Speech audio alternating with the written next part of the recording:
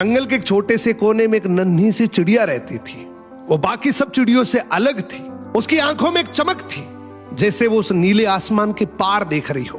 रोज तालाब के पास बैठे आसमान की ओर देखती और सोचती, क्या हम बस इतना ही जीने के लिए बने हैं? तालाब, जामुन का पेड़ और फिर वो घोंसला। एक दिन यही सवाल उसने बाकी चिड़ियों से किया, क्या हमारी जिंदगी बस इतनी है? क्या इसके बाहर कोई दुनिया नहीं है?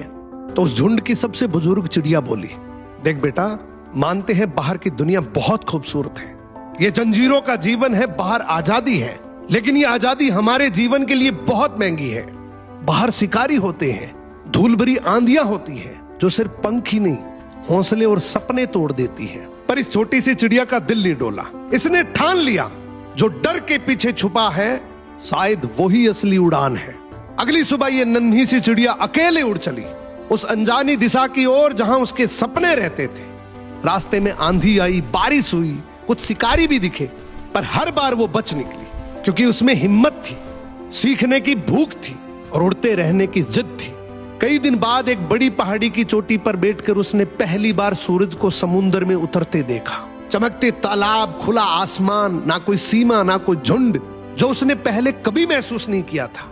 उसकी आंखों में आंसू थे, डर के नहीं, खुशी के, और मन ही मन सोच रही थी कि अगर उस झुंड की बात मानकर डर जाती तो शायद मैं ये कभी जान ही नहीं पाती कि मेरे में इतनी प्रतिभाएं हैं, मेरे अंदर इतनी कैपेबिलिटी है।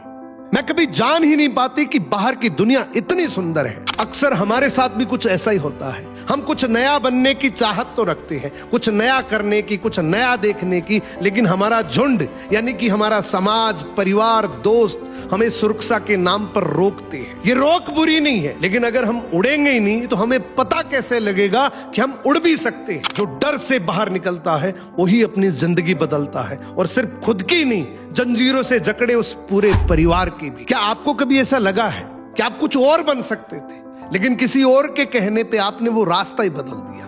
कमेंट करके जरूर बताना।